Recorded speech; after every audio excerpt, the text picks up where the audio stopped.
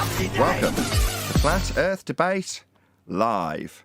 I'm your host, Nathan Oakley, and if you are new to this channel, or you've not done so already, then be sure to subscribe, hit the bell notification icon, and join button if you'd like to become a Nathan Oakley 1980 channel member and keep up to date with the Flat Earth Debate. If you would like to support the channel, there is a super chat that runs alongside each of these shows while they are live, and there's also a PayPal, Patreon, and crypto link in the info box below the video. Most importantly, if you'd like to join the discussion, simply mute the page you are currently watching, then click the link in the info box below this video to join the panel and express your views on the nature of Earth. If you do join, please don't swear. If you do, you'll be ejected, and if you are, please don't try to rejoin the stream using sock accounts. You'll be warmly welcomed back on the next stream. Please also share the show on social media. Sharing the show obviously increases the live audience, but this in turn increases the chances of a more diverse panel, so please share the show on Facebook and Twitter. Now, we are joined by probably Arwin, joining me right in the middle of my intro. No, I tell a lie, it is Chocolate saying. We are also joined by 10th Man, Refracted Curvature, Neil, Brian's Logic, and a whole bunch of people in Discord. So welcome, one and all. Yeah. Let's get this thing going today. Good morning, everybody. Good morning.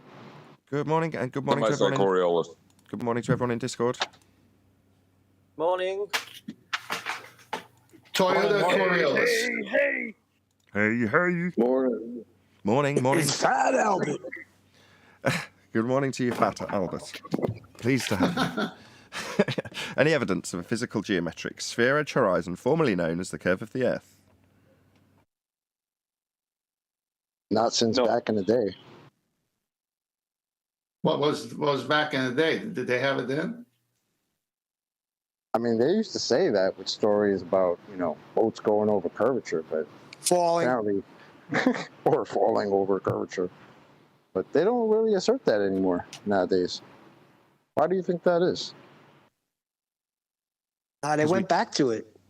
Well, they tried to go back to it, right? Roofy's always going to be the archetypical example of how they tried to go back to it after sticking their heads in the sand for 2 straight years, claiming that there's a refracted, never-to-be-seen, geometric, non-straight line to it horizon.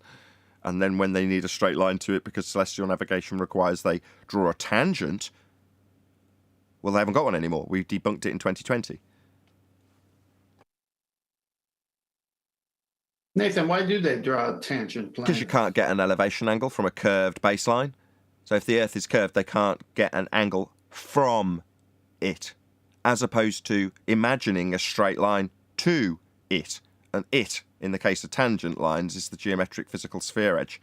And if they don't draw a tangent to the physical sphere edge we debunked in 2020, they'll arbitrarily assign a flat plane teeter-tottering on top of a sphere at whatever given location you are, and then take an angle from essentially a flat plane that ignores a sphere ground that you're not then measuring.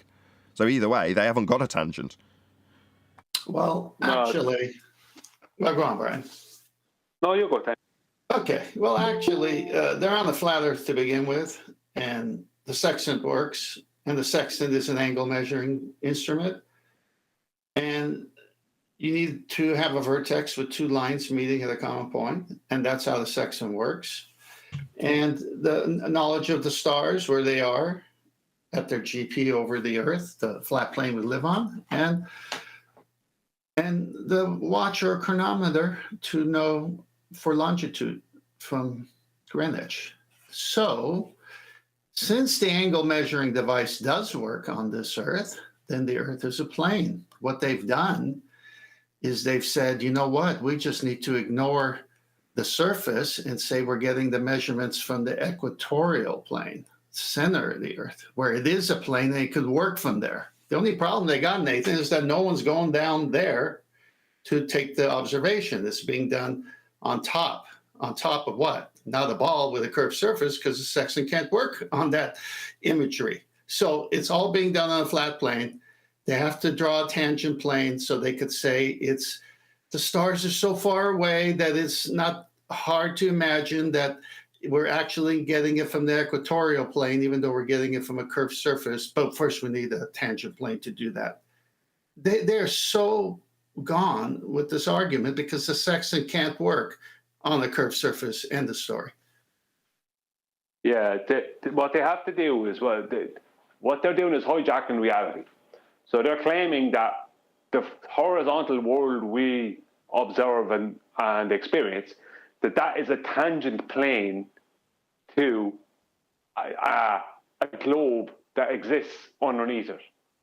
That's what they're saying, that the horizontal that we experience is the tangent plane, and it touches the geometric horizon, it touches the globe at one point. It's an actual admission it's a total admission that there is no such thing as a curved surface to Earth or a globe of any kind. But that's how they start off. They start off by hijacking reality and calling it a tangent plane.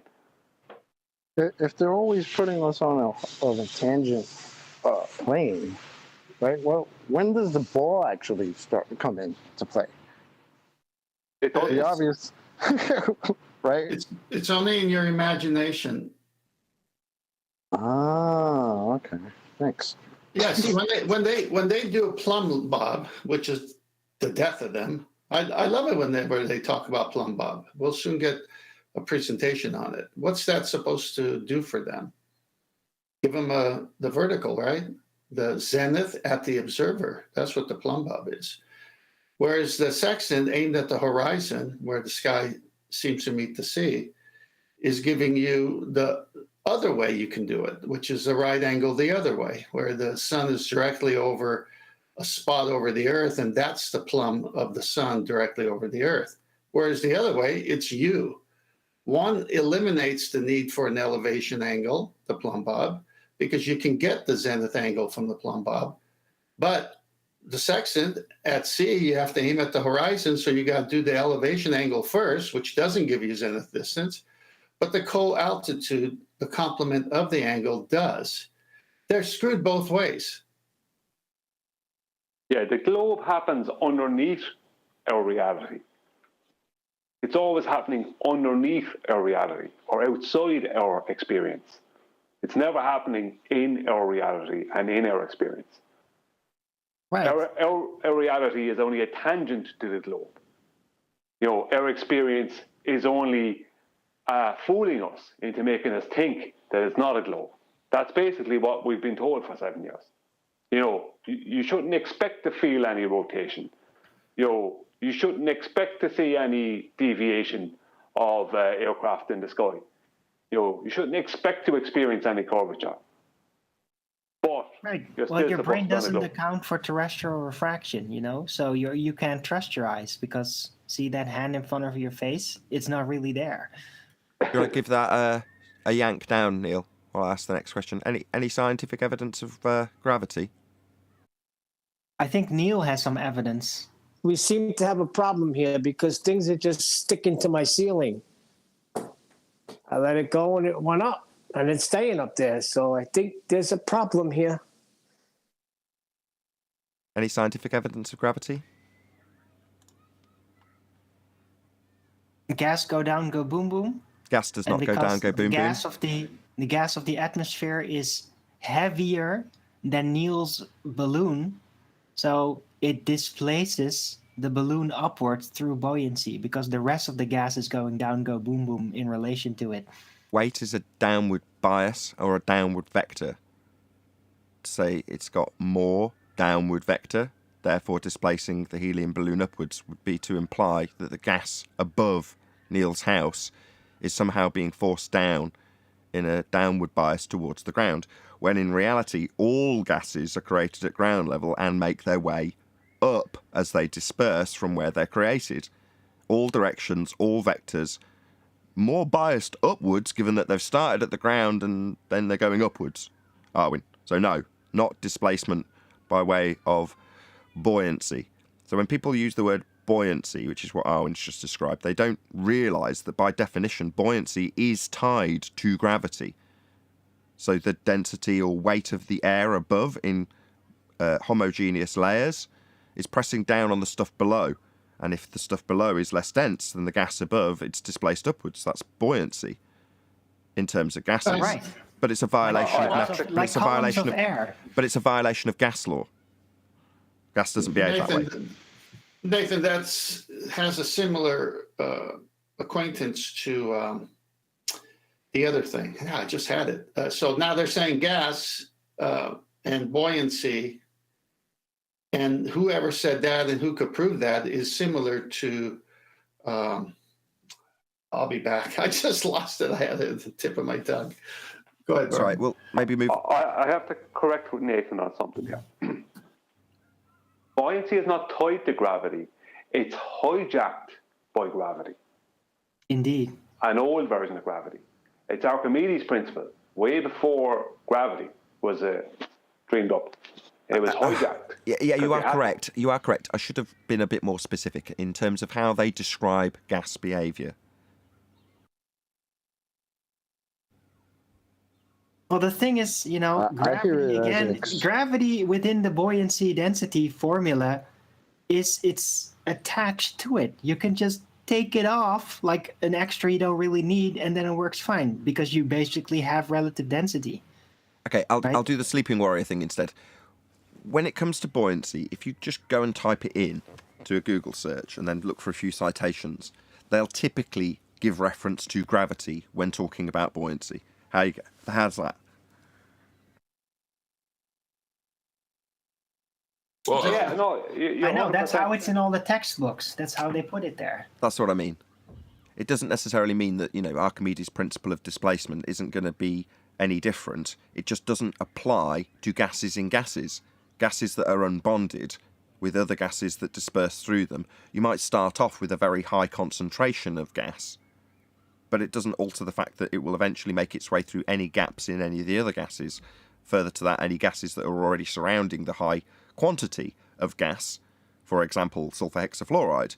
You can pour, seemingly, the high density or high concentration of sulfur hexafluoride out of a contained, pressurized, sealed bottle into a fish tank. You put a piece of cardboard over the top, and then you can get enough in there and high enough concentration, it forces the rest of the gas out of the tank, and then you've got a very high concentration of this man-made gas, and you can float solids like tinfoil boats on the top of it.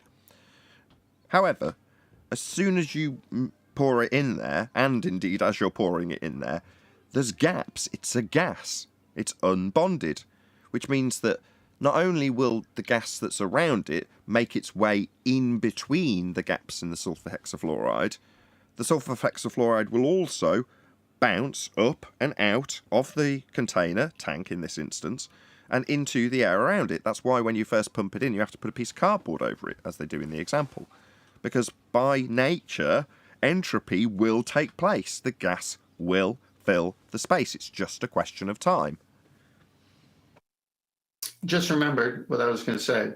So you know how they do refraction by doing 7/6R, inserting something that isn't there. They do the same thing with buoyancy. That was my point. As far as gravity goes, I would be happy if they could give an adequate description that doesn't. Gravity pulls things down, except when something is buoyant, all of a sudden that's. Yo, Chocolate, we're having some feedback When here. you're just playing pulls things down, or it to not pull things down. Just sounds like an excuse to me. I totally agree. That was so coherent and concise, Chocolate, and I think everybody on the panel agrees with you, don't they? Oh, he was actually talking. I thought somebody... Don't give the game away. Just agree. I pulled my headphones out. I'm sorry. Oh. I didn't realize that until I was done. No, what I was saying is I hear buoyancy, and I just hear that as an excuse for when the claim is, oh, things will be pulled down by gravity. Well, when it's not being pulled down by gravity, oh, now it's buoyant. It's just an excuse. Well, no, it's not that it's not being pulled down by gravity. The gas around the gas you're referring to, any gas that you can visually show going in an upward motion, i.e. if you contain a high concentration of helium in a container, you can show it displacing the air around it upwards. Well, that, according to them, is still gas go down, go boom, boom. It's just the gases around the helium balloon go down, go boom, boom. Because obviously there's massive gas factories in the sky that create all these gases and pour them on us like rain. Other than that, columns, they're sitting there. They're columns, they're sitting there, and so if there's a gas that's lighter, it's going to be pushed to the top. because everything else is heavier. There's more weight. Back to that downward vector we spoke about earlier. No, there is no columns. Gas is inhomogeneous and anisotropic. It's a mixture of gases, not layers, not columns. But that's how they are made to think of it, through density buoyancy. Yes, indeed. And you can think of it like that. It's just not real, because you're still not going to be able to prove gravity applying density and buoyancy. It doesn't work. Any single viable hypothesis from any of the fields of astronomy, cosmology, or astrophysics?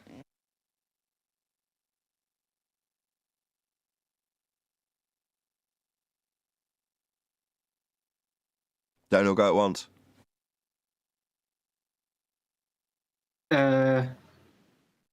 See, this is when the Globers that used to call us science deniers, this is when they should jump in.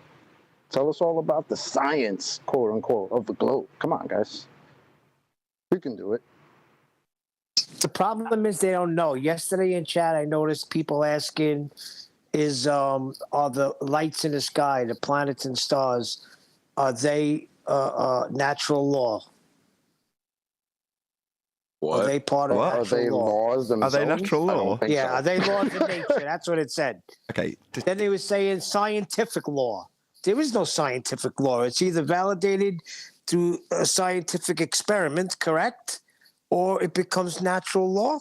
Let's just cover what a natural law is, right? So natural law is just a description of a phenomena that occurs always. It's not an explanation. It's merely a description. So gas fills space. Yeah? Dispersion or diffusion, effusion, these are all second law of thermodynamics entropy-based descriptions of things that occur always. Now, am I explaining why hot always dissipates to cold? Or why you've got gas filling availability of volume? No, I'm not explaining why that happens. I'm just saying that is the effect that we observe occurring always in nature. Therefore, a law of nature is just a description. Now, when people describe them incorrectly as scientific laws, that is a methodology to grease the skids of their pseudoscience claims. So because laws of nature occur always, if you can rephrase that to make it a scientific law, suddenly you've got the label of science ascribed to a description. And then it doesn't matter when you describe something else and then call that science, right? Because that's just like the scientific laws. We're just describing gravity like a law of nature, like it occurs always when it occurs never. But they'll call that scientific law also, won't they? Until it gets debunked 107 years ago and still gets taught to school children over 100 years later. It sounds like a complete misnomer. Like scientific law, that sounds more like a law that if you are a scientist and you follow the scientific method, then there is a consensus, a convention, that there is these rules that as a scientist you should be following or something, right? Well, you're right, it's a married about bachelor. The scientific method itself.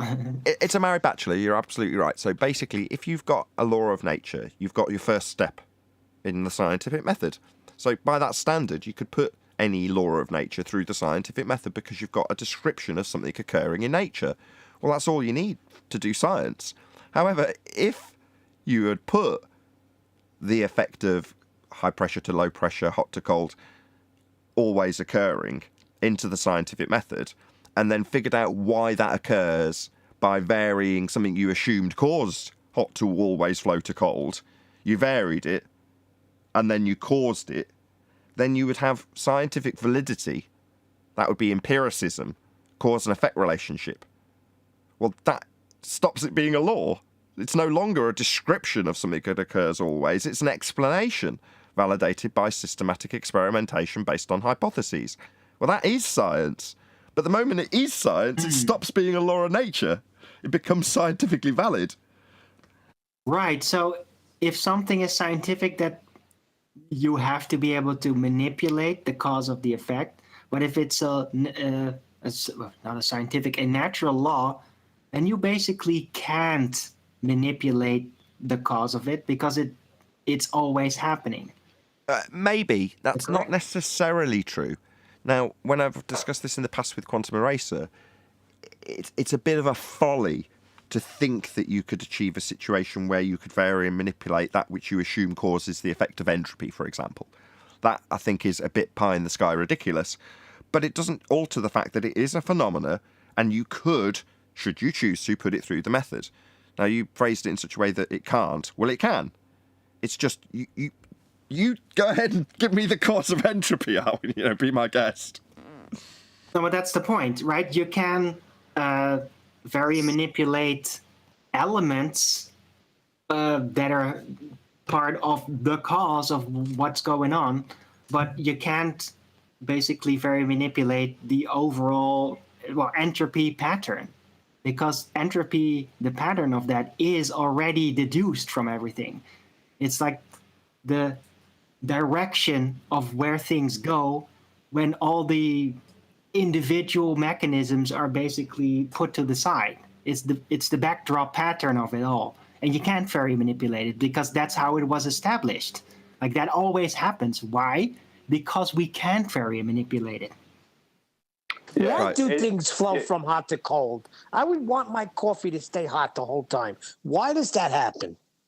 But that would be well, within the purview of science. yeah, you could. I could say why it happens, but I couldn't prove the cause of it. I could give a logical reason why it happens. Very easy. I have a logical reason why it happens, but it doesn't prove a cause. How can you vary and manipulate something that constantly happens? That's kind of Arwen's point, isn't it, Arwen? It's like, how can I stop hot going to cold to prove the cause of why hot goes to cold? I can't. I can never stop it. What? Stop it happening. Wait, hold on a second. The cause is why something happens. What they mean is, if you take scurvy, for example, people don't always have scurvy. If I say, what is the cause of respiration? That's something that occurs always. So you would have to, you can explain the need for respiration, but you can't necessarily pin down the cause. Whereas with scurvy, people go out to sea, come back, and they've got scurvy. Well, what's the cause of that? Is it the seawater? Is all the things that QE goes through when he describes various different farcical causes, until you get down to a cause that stops people who go out to sea coming back with scurvy. Whereas if everybody lived and died with scurvy and it was the only cause of death, then you'd be like, well, it's something that's occurring always. How do you get to a position where you're stopping that being the overriding always cause of death? Or better still, death. How'd you vary and manipulate something to figure out the cause of death? And I don't mean in terms of heart failure versus liver failure. I just mean why people die at all. How do you stop them dying to vary and manipulate it to figure out the cause of death You don't. as a whole? You can only ever address just life duration, right? That's it. Because you can never completely nullify that. So it's just going to be longer life, and that's it. That's what you can achieve. Or aging. Or you could say my most ridiculous statement that I knew the cause of it, and it was the fall of man.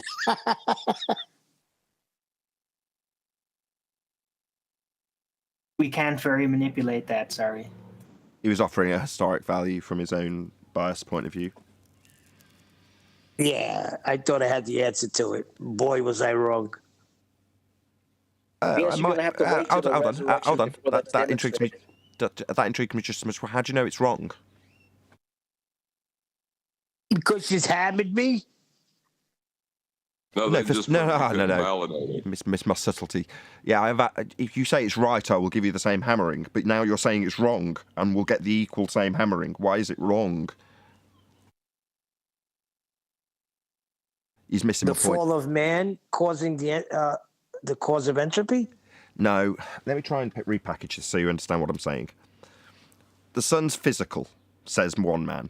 And I say, how do you know it's physical? And then they don't offer any validation for their claim that it's physical. So then the exact same claimant turns around and says, okay, it's non-physical. And I go, how do you know it's non-physical? How do you know it's not physical? How do you know you can't get to it? In other words, it's just as invalid to say you don't, when you just don't know, to say it isn't something based on your lack of knowledge of something is an argument from ignorance fallacy. To say you don't know, well, if you've got something that's got a vague historic standard, unless you've actually disproven it, I would be just as, likely to question you saying it isn't something than question you saying it is. Equally as, requires evidence either way. I gotcha. In an empirical fashion, you have that exact process that I've just described in terms of is it or isn't it, built into a null.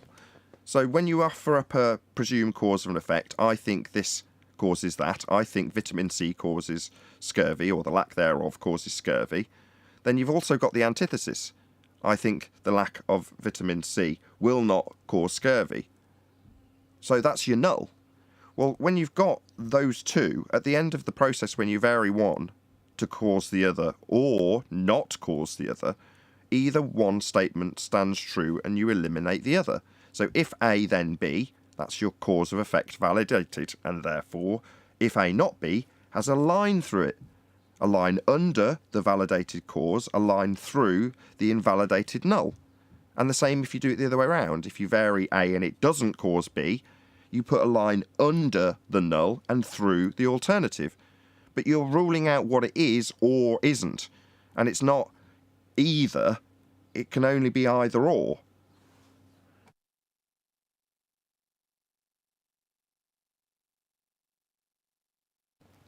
Were a single viable hypothesis? Any evidence of the distance to the sun?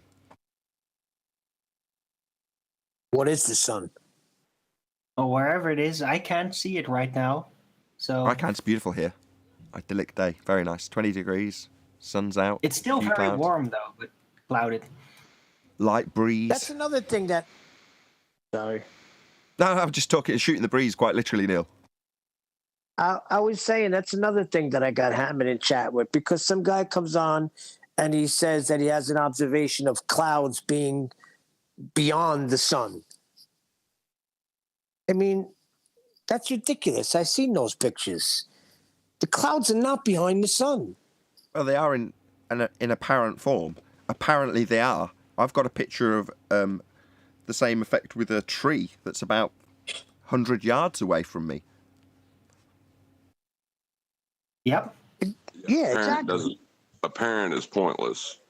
How do you Right. So prove that it the is? sun or is isn't? technically not in front of it or behind it, but it might appear or give you the impression that it is. How do you know that? Because you can see it. That's why. You can see you've got a set of eyeballs. You can see what's apparently occurring. Now, what John's just said is, what use is that unless you know, well, apparently the aeroplane's taking a curved path.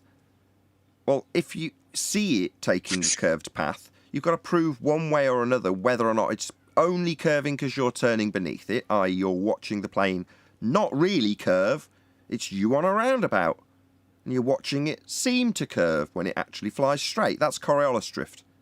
Obviously, if you were an airline pilot flying on an aeroplane and somebody radioed you from the ground to tell you that they saw you seeming to drift because they're turning beneath, i.e. they're on a non-inertial turning reference frame, your plane's in an inertial reference frame, and they see not actual deflection from their position on the ground, that would be Coriolis drift.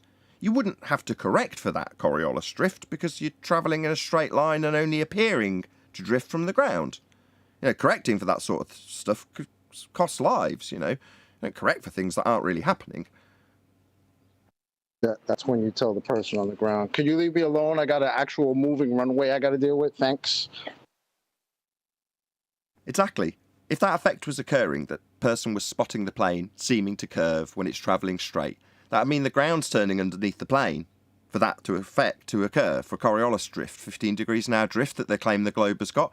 That means that the runway, as Chocolate's just pointed out, is moving under the plane at 15 degrees an hour as it tries to land on it if we've got Coriolis drift. For us to see a plane seem to curve from the ground as we turn beneath the plane, then the runway's turning beneath the plane.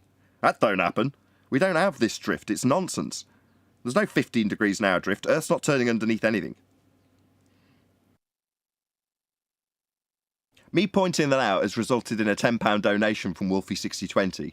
And on my GoFundMe page, go and check it out. I haven't publicised it because I've reached my target, but if you still want to give me money, I'm desperately overdrawn, so please feel free. But nevertheless, go to it and check it out so you can see Wolfie's comment with a £10 donation, trying to, embarrass me for having to appeal to my audience for money to buy things, when that is precisely what I do as a YouTuber. That's how I generate my income, full stop. You know, I've just got to develop interesting and unusual ways of re-spinning what I do on a daily basis when I do my intro every day to ask for more than I normally ask for. So there's no exception to what I normally do in that regard, Wolfie. But you didn't mention the fact that you have claimed that you correct for drift, Coriolis drift. That would be a man observing you from a roundabout, seeming to fly in a straight path? No, he sees you on that roundabout looking like you're curving. Looking like you're curving doesn't need correction, though, does it, Wolfie? Didn't seem to be correcting me on the only issue I've drawn to your attention recently. Every time your name comes out of my mouth, it's very specifically in reference to the fact you think that you need to correct your aircraft for a man on the ground seeing you seem to drift. No, definitely not. Going to endanger lives, Wolfie. He didn't address that. He just gave me money and told me that I'm poor. Nice to know he's paying attention, Nathan. No, Nathan, send it back to him and tell him to wipe his ass with it. You joking? I want that £10, Neil. Thank you, Wolfie. In all sincerity, thank you very much for giving me money. I do want it. I do need it. I am poor. You are, in fact, correct. If you weren't correct, I probably wouldn't have mentioned it. But the fact that you managed to jab me a little under the ribs doesn't alter the giant sword I shoved through your back. Well, it's nice to know he's paying attention. They all are. 102 people You better watching. believe it. Woo, woo, woo, woo, woo. Please share the show. The only reason there's 102 people watching is because the people who watch regularly share the show. So if you're a new viewer, first and foremost, thank you very much for joining us. A very warm welcome. Please join in with the live chat feed. It's there for you to join in. You've got to be subscribed, I think. Unless it's lost that setting as well. I won't get into that. But yeah, please share the show if you've not done so already. And a massive thank you to all of you who do regularly share the show. I really do appreciate it in this particular little neck of the woods that we find ourselves in. If you try and promote your material via the normal YouTube means, it just doesn't get anywhere. It doesn't matter about title and tags. I've almost given up on thumbnails at this point because it doesn't make a blind bit of difference to me because it's not getting shoved under the noses of loads of new people. So it's only my effort with thumbnails and titles and tags, not tags, just titles, that gets its use from the people who share. So thank you very much to all of you who share the show. It really is appreciated. Can I pose a question? I had 10th first. Go ahead then, Brian. So John just said something after you said, so why are the likes of Wolfie and others so enamored with our subject and the show? Because the Earth is obviously observably, measurably, navigatably flat, and they are under the misapprehension that it's a sphere. Now, I don't know if that's for social reasons, or economic reasons, or political reasons, or what. My motivation, their motivation, my bad, is not of concern to me. But what I do know is that we can point out the reality of the world they face, and they don't like it. Yeah, but I have those same situations, and you too, as well as every member of the audience. But we don't go and start invading other YouTube shows on other subject matters and stay dogmatic like they are on us.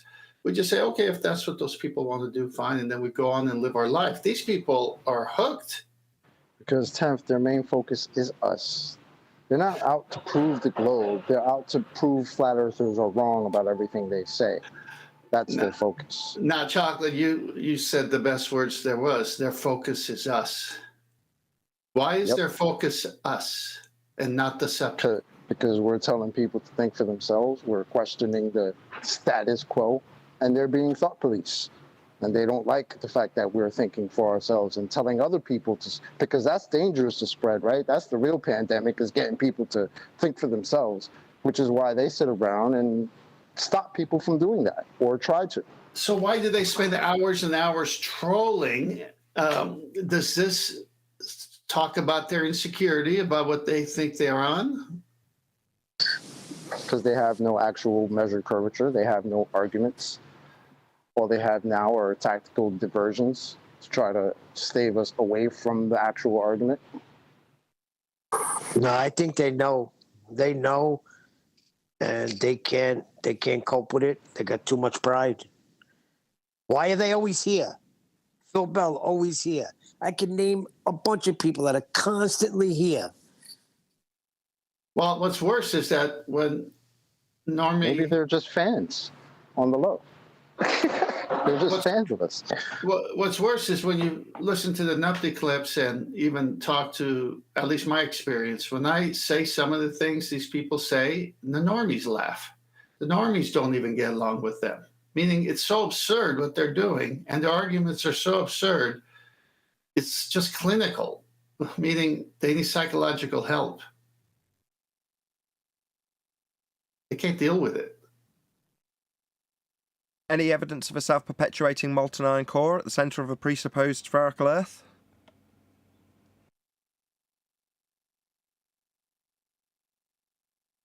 Nope. Doesn't really get addressed a lot. Although the theory about what is in there does kind of, they do treat that every now and then. They have different opinions about what it should be in there. Like, oh, there's a solid element, or maybe it's a sodium core. Remember that one?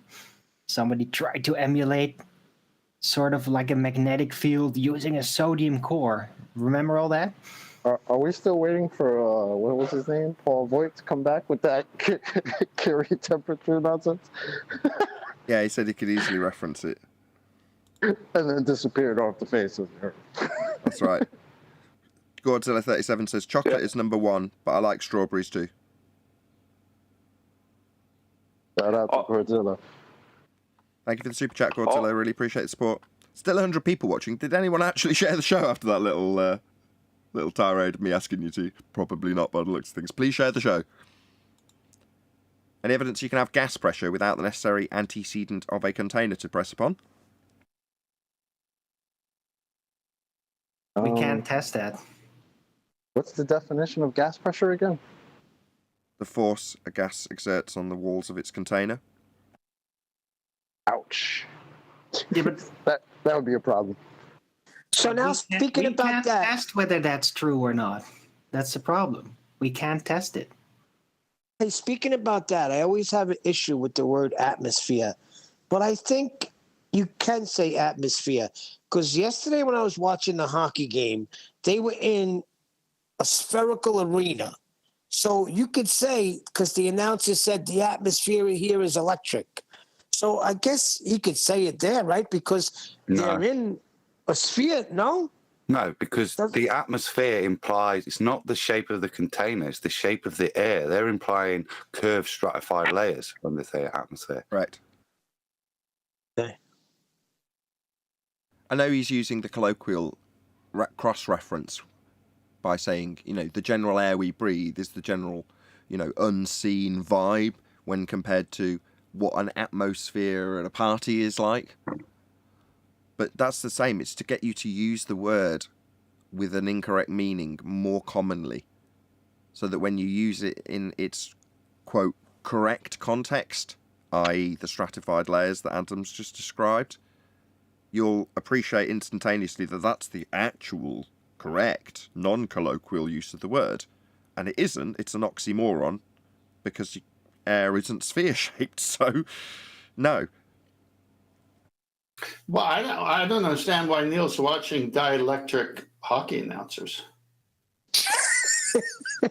My Rangers are getting killed 3-1. But anyway, back to Flat Earth. I've forgotten what questions we haven't covered. Covered axial rotation. Did we cover Earth curve? Or was it the angle question first? I forget. Any evidence you can acquire an elevation angle from a curved baseline? I'm just going to laugh every time you say that. How distance to the sun? Oh, R value. Any evidence of the R value? Earth radius. 1 second before you move off. Before you move off that last question. Any evidence you can acquire an elevation angle from a curved baseline? Yeah, our opposition, the borders, they claim that us saying that they claim that you can acquire an elevation angle off a curved surface, they claim that we're only straw manning them because they don't claim that. They claim that they can get an elevation angle off of a tangent plane. Welcome, That's flat their Earth. argument. They only need to use a circle, and Sorry. a circle is the cross section of a sphere. Remember that? Hold on. From a tangent, what now? First of all, Plane. and that tangent plane is not the curved surface of a globe, correct? Yes. And if you believe that the surface of the Earth, which you're about to navigate, is curving, then this tangent plane is an imaginary flat plane that you will and can measure an angle from, but as just stated, won't be the ground you're actually about to navigate, correct? Correct. To make it the ground that you are actually going to navigate, you'd have to then transpose that imaginary flat plane that you are measuring an angle from in relation to the ground, but isn't the sphere ground, has to then be transposed to the centre of a presupposed spherical Earth to make the entirety of the sphere redundant, and then utilises the celestial sphere model off a flat plane, correct? Correct. So they're actually claiming they're measuring from a flat plane, not the curve of the Earth, and then moving it to a flat plane model that the entirety of the globe is then made redundant from. That's not using the globe then. That's not getting an angle from a curve. That's not using the curve. That's using the celestial sphere and flat plane model. Yes. And the reason we know that's the case is because when they claim they're drawing a tangent plane to acquire an angle that isn't from the ground, that doesn't match with the actual angle that's used to navigate. Hence, it's moved to the centre of a flat plane model over a celestial dome, i.e. perspective view of what you see on a flat sky as the stars move away from you and recede towards the horizon. That's perspective, represented as an angular view, or if you put a compass over the top of your view in an orthographic fashion, you'd see that the curve of the compass could be the description of the curve of the celestial heavens. However, that's a perspective view of a flat plane roof and a flat plane ground to get angles from it. And the only way it works if you think you're on a sphere is to ignore the curve of the ground that you haven't got, measure off a flat plane that you haven't got and call it a tangent, and then move that incorrect angle to the centre of a sphere Earth that is then made completely useless and not used. And utilise a flat plane model called the celestial sphere. Yeah, all that stuff happens after they've established a horizontal, also known as a tangent plane within their claim. That's step one. Horizontal. That's step one. And that horizontal, right, as I asked them, how big can a tangent plane be? It can be infinite if they need it to be. So that tangent plane, this horizontal that they establish, which is step one, that can be any amount of miles, thousands and thousands of miles. Straight horizontal line of a measure. Nathan, sorry, Brian. Nathan, can you go to Master B for the image I just posted? Okay, it's up.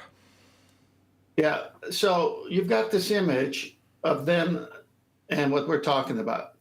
So you can just forget about that dingleberry there. That's not what's happening. The celestial horizon at the center of this circle is also known as the rational horizon. Okay, this extends all the way to the celestial sphere, basically, in this case with the celestial horizon. So that's a straight line. And there's a 90-degree box with the 4 sections of a circle. They want you to think it's a globe, but let me keep going on. The on top, looking through his eye, through a bubble sextant, will have a spirit level give him a parallel plane matching that celestial horizon. You can see they're parallel.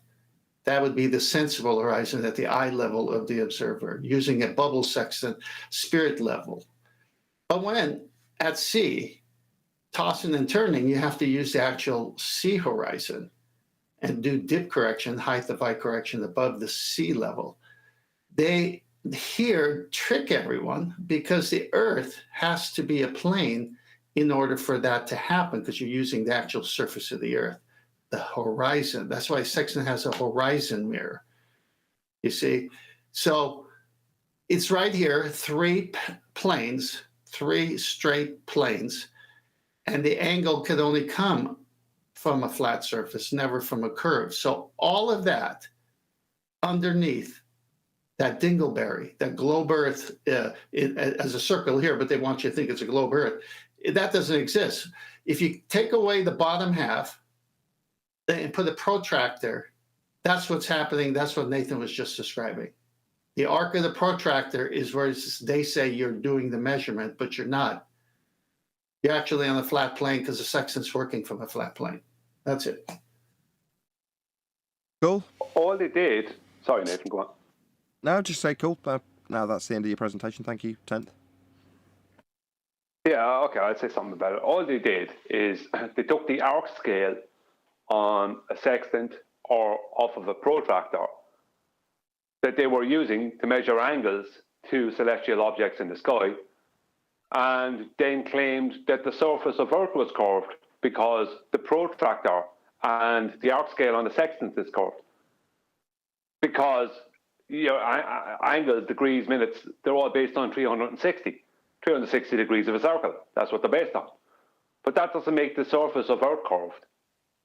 Now, this is the logic. This is the beginning of the madness, is all I can call it.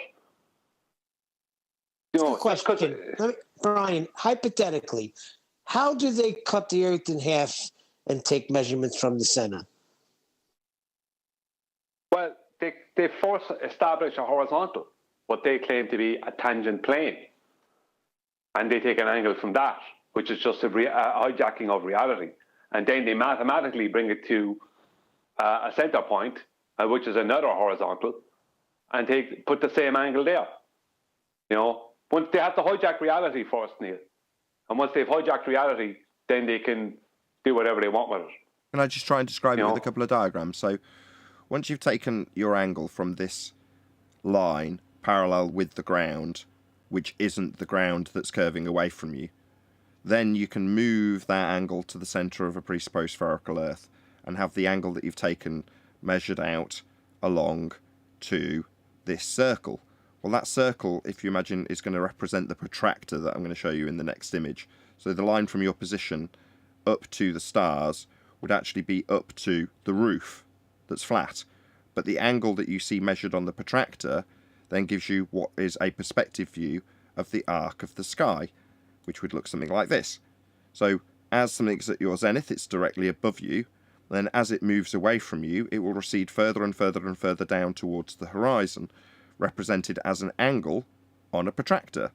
So they've taken the ground that you're standing on and an angle that you measure to a flat sky off a flat ground so that you can take triangles from any of these lines. That's how any measurement of an elevation angle is done. But then they've taken that representation of how the world presents itself with a flat sky and a flat ground and said, no, the angle that you measure, that's actually the surface. It's not the angle that you're measuring the ground through. You're now actually sat at the centre of a presupposed spherical Earth. So this is your point. That's why you've got all these 3 different horizons in this diagram alone. There's only one horizon. The horizon in there begging the question, proof of nothing, perspective, hijacking Earth curve maths, isn't even in this diagram.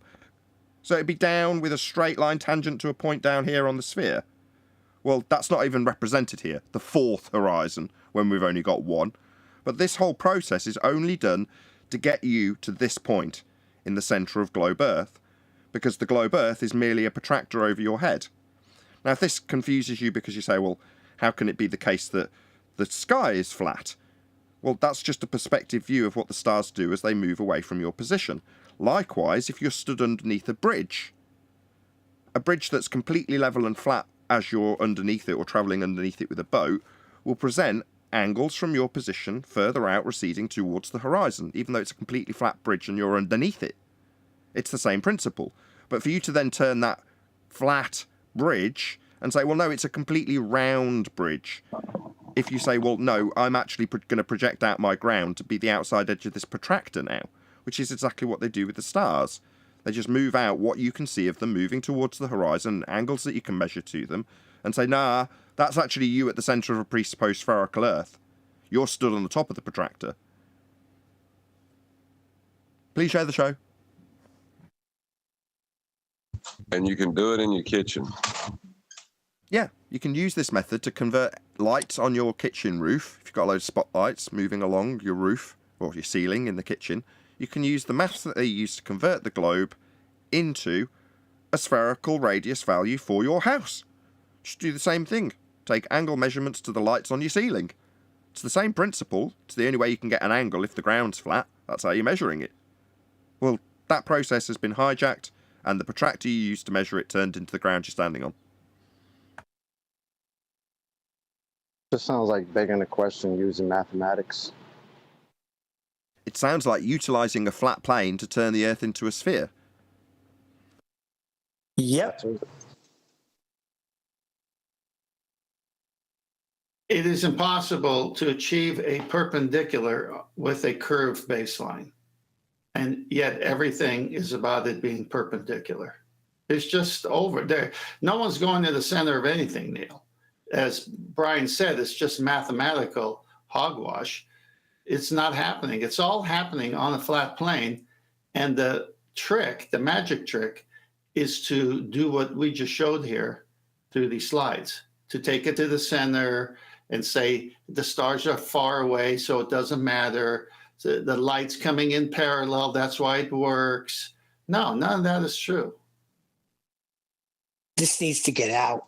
This needs to get out far and broad. It is getting out. I know. Groundbreaking stuff. What gets me as well, though, is like some of these, the actual navigators, looking at these stupid dangleberry pictures and the Earth cut in half. I mean, they're actually navigating on the sea. Surely they realise they're not actually in the centre of an Earth or dangling or on top of a dangleberry. No, well, no, because when they actually perform the process, they don't do this. This is an after-the-fact page 87 of an 87-page description. That's all it is. So when a celestial navigator actually performs the process, they draw out their measurement by way of elevation angle off a flat baseline. And then they do their triangulation after drawing a line of position, or a circle of equal elevation. They then minus the elevation angle from the star they've measured, from 90, to give them the distance when you times it by 60 in nautical miles. Is that right? 60 in nautical miles, 69 in statute, or is it the other way around? No, that's right. That's right. Okay, so that's what you do. Well, at no point in that process do you use what's on screen. Nobody's moving the angle to the centre of a presupposed spherical Earth. That's not how it's done. You do it on a flat map with a flat angle to a star on a flat sky. And the angle representation, that doesn't give you a curved sky, just gives you an angle, which can give you a distance based on how far it's receded towards the horizon, and the distance that'll give you in a box when you draw a triangle. And you minus the triangle's angle from the 90 degree that you took when you got a flat plane and a zenith. Well, that entirety with the zenith of the star and your zenith gives you a box. Not capable of ever being done on a sphere and not needed to be done on a sphere. No apologies needed to moving it to the centre of a presupposed spherical Earth when you do the process. That isn't required. So when you say you're surprised navigators haven't noticed, well, they're not doing this. This guy says all planet grid system and navigation will remain the same. You can go over an image of a peach and still we can get around. Yeah, I'm sure you can. Meanwhile, the actual elevation angles to Polaris were used to draw out those grids on the flat map. To then claim that, what, it's actually a globe when no map's ever being used in a spherical fashion? And the maps aren't having a conversion done to globe to make that correction when you use it with the longitude and latitude lines? That isn't how it works. You just measure it flat, and your map rolls out flat, and you draw a flat circle on it. And you draw a flat circle because the line to the star is flat, like your map. So the globe's flat and it's measured like that, basically. Indeed. There is Welcome to Flat Earth. Look, there is no globe. You can stand on that peach as a little man with a sextant and you couldn't get an angle either. It's just the pits for them.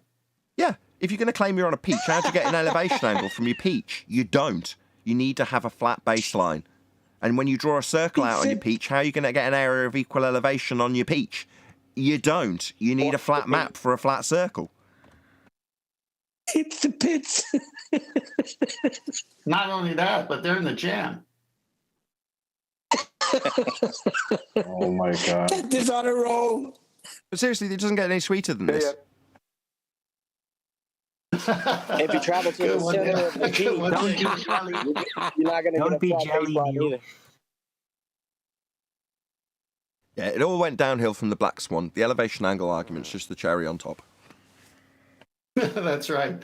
Hey, can you go back? Can I just detail something before you go off it? Or any of the other part of that, or even a different part of this topic.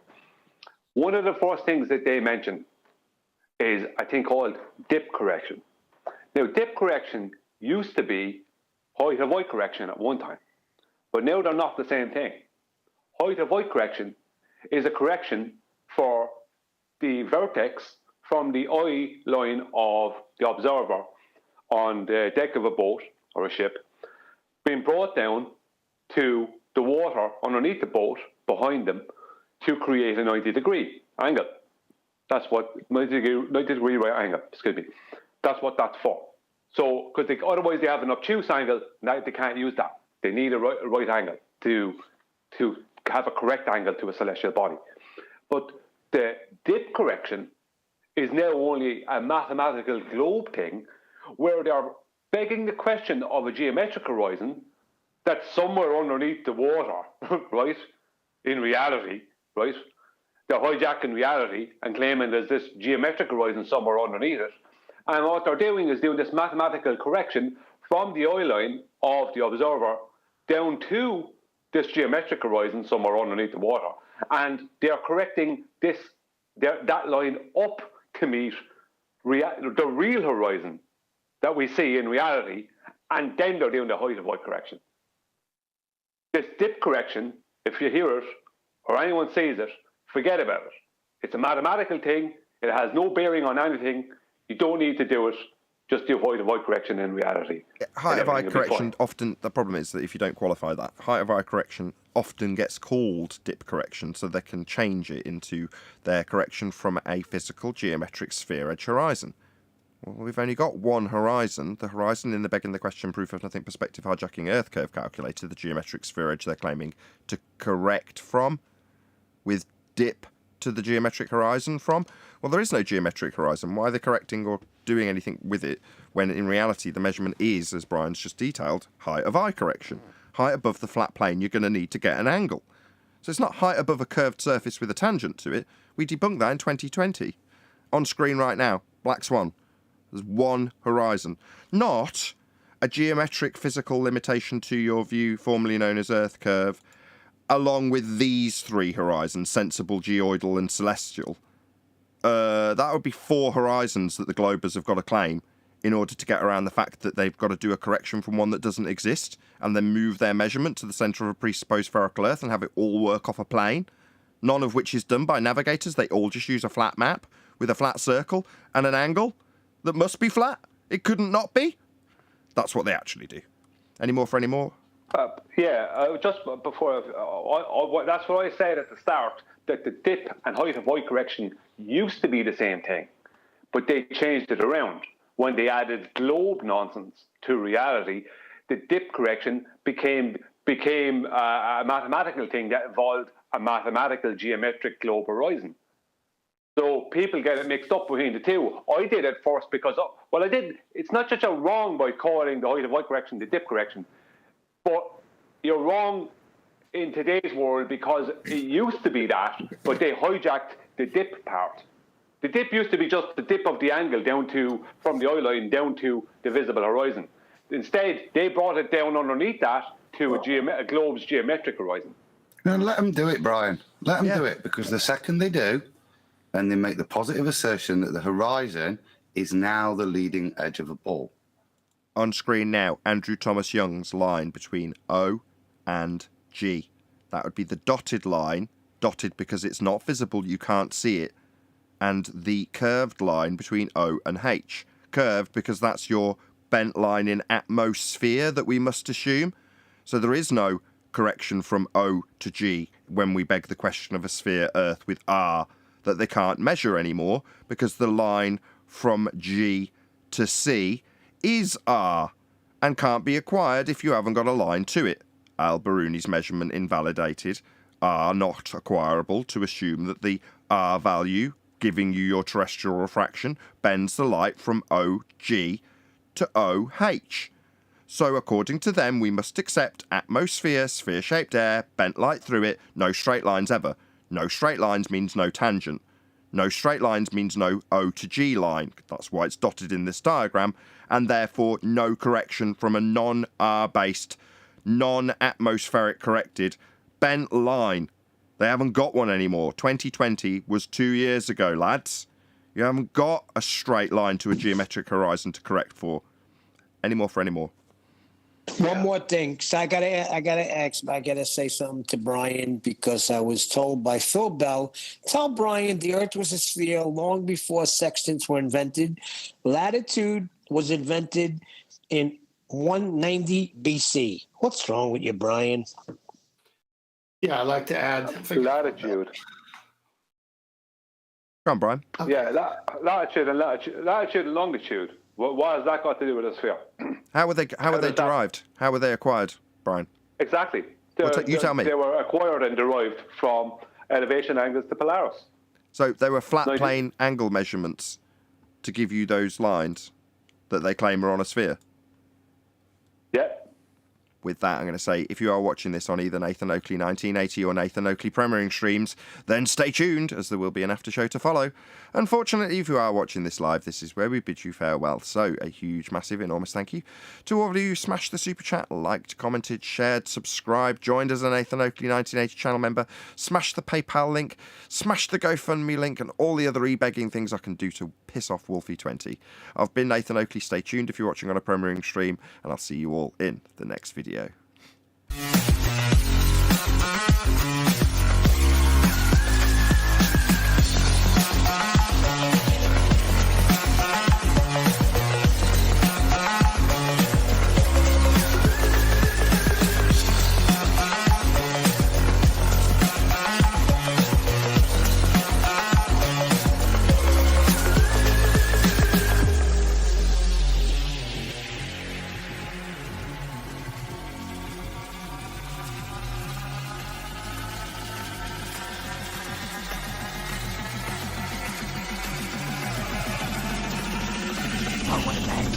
What a lovely day!